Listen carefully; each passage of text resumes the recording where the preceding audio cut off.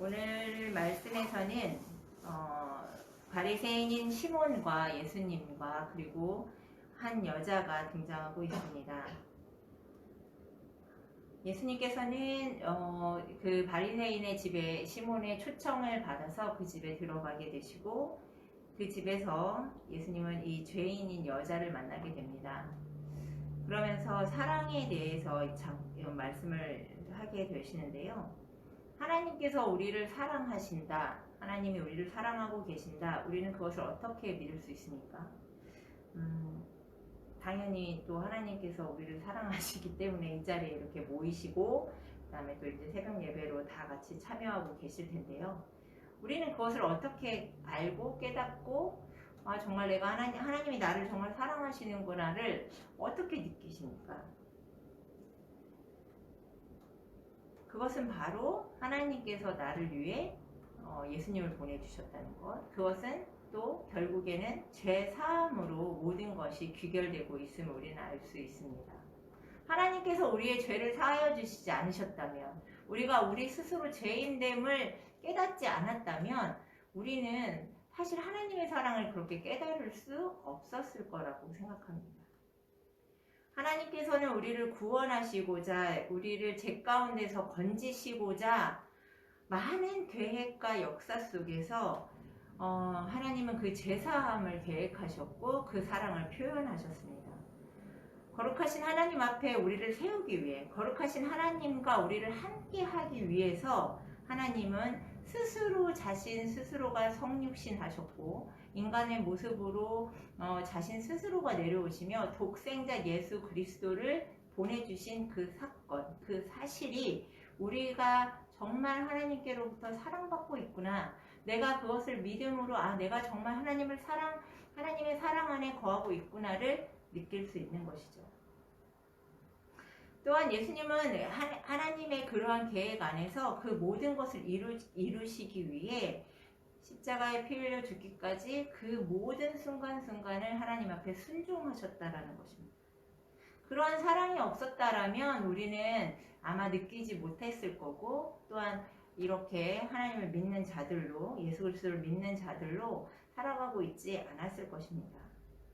이 죄사함의 능력을 경험한 그리스도인들이야말로, 그 죄인들이야말로 하나님의 사랑을 경험할 수 있는 것이죠. 오늘의 본문에 나오는 시몬이라는 바리새인은 유대인의 기존 질서를 뜻하고 있습니다. 예수님께서는 그 기존 질서 안에서 사역하고 계셨음을 나타내 보이고 있습니다. 그런데 여기에서는 죄 지은 여자가 등장하죠. 이 여인의 행동이 아주 매우 자세하게 기록되어져 있는 것을 보면 누가는 아마 이 여자가 정말로 간절했고 진심으로 예수님 앞에 나와오고 있음을 보여주고 싶었었던 것 같습니다. 분명 이 여자는 과거의 죄인이었어. 모든 사람들이 이 여자가 죄인이다라는 걸 알고 있었고, 본인 스스로도 자기가 너무나도 부끄럽고 너무나도 예수님 앞에 서는 것조차 너무 그렇게 했기 때문에 계속 울며 그 눈물로 발을 적실 수 있는 정도, 그리고 그 적신 발에 향유를 붓고 그리고 계속 예수님께 입맞춤을 했다라고 나오는 그 정도로 자신이 정말 죄인이다라는 걸 스스로도 인정하고 있는 모습을 볼 수 있습니다. 하지만 바리새인들은 한번 그렇게 죄를 짓고, 그러니까 남들 앞에 모두가 저 사람은 죄인이야 이렇게 한번 낙인이 찍히면 그것이 해결될 수 없다. 그러니까 평생 죄인으로 살아야 한다라는 게 고정관념이었죠. 자기네들은 하나님께, 유대교 스스로가 하나님께 사랑받는 족속이기 때문에 한번 죄인이다 이제 이렇게 낙인 찍힌 사람들은 우리랑 달라, 어떤 이런 특권의식 속에 살아가고 있었던 거죠. 예수 그리스도가 이 땅에 오셔서 유대교 사람들, 하나님께 사랑받는 우리 민족은 더욱더 견고하게 하나님의 사랑을 그런 받는 족속이 되어야 하고, 죄인들은 우리랑 달라 이렇게 살아가기를 원했었던 것입니다. 그렇기 때문에 예수님이 저 여자가 죄인이다라는 걸 알면 이렇게 그러니까 본인에게 저렇게 행하게 하지 않으실 텐데 라고 얘기할 정도로 어떻게 저러실 수 있을까 이렇게 판단하게 되죠. 시몬 역시 예수님을 선생님이라고 부르면서도 자신의 판단을 예수님에게 그 자신의 잣대를 예수님에게 들이대고 있었던 거죠. 예수님이 하고 있는 모든 행동들을 그대로 받아들이는 것이 아니라 왜 내 잣대에 예수님이 맞지 않지? 예수님이 저렇게 행동하지 않지? 라고 판단하고 있었던 거죠. 그 마음을 아시는 예수님께서는 시몬에게 이야기합니다. 비유로 얘기하죠. 500데나리온 빚진 자와 50데나리온 빚진 자 중에 누가 더 많이 그 빚을 탕감해 준 자를 사랑하겠느냐라고 묻습니다. 예수님께서는 두 가지 비유로 이제 두 가지 비유로 말씀을 하고 계시는데 그것은 빚이 없는 자와 빚이 있는 자로 표현한 것이 아니라 빚이 많은 자와 적은 자로 표현하고 있습니다. 이 말은 누구나 다 빚이 있다라는 거죠.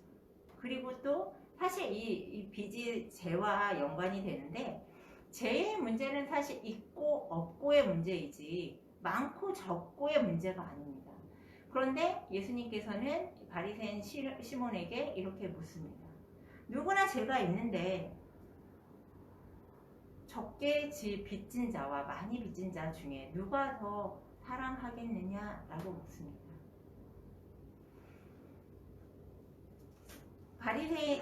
바리새인들이 품은 유대인들은 자신 스스로 어떻게 생각했냐면 자기네들도 본인들이 죄를 짓고 있다라는 걸 알고 있었겠죠. 자신들이 죄인이다라는 걸 알고 있었겠죠. 그럼에도 불구하고 많은 것들을 지키고 있다.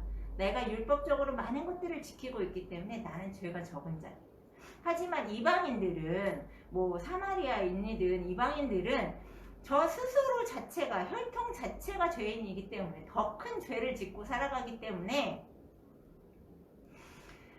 우리보다 죄가 크고 그것은 해결될 수 없는 죄다라고 판단하고 있었다라는 것입니다.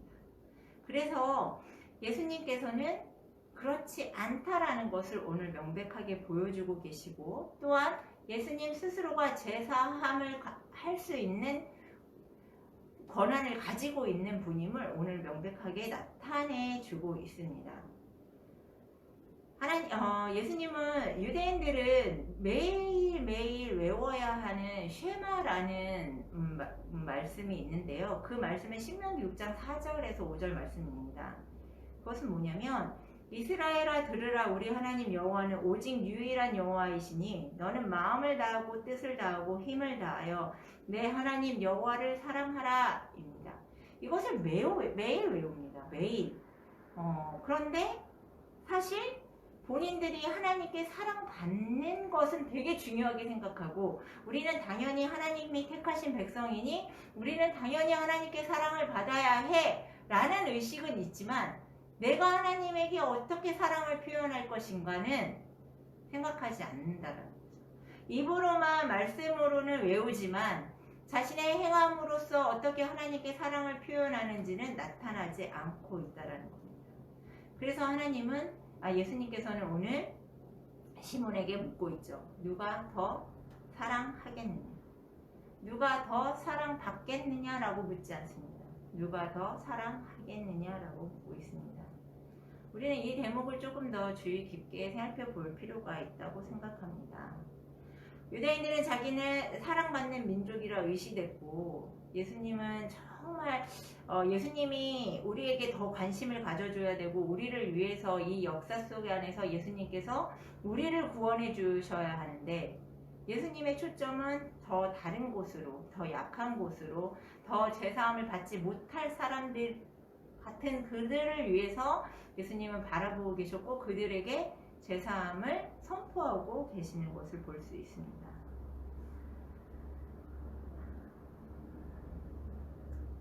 예수님은 시몬에게 이 여인만큼 예수님을 사랑하지 않았다라고 아주 적나라하게 이야기하고 있죠.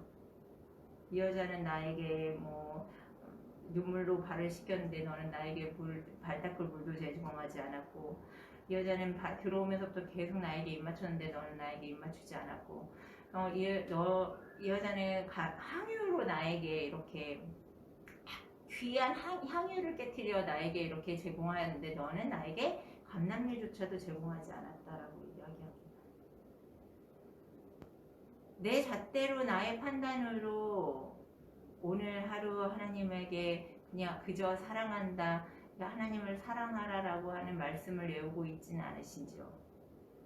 내가 하나님을 어떻게 사랑하고 있다, 나의 믿음의 표현은 어떤 것입니까?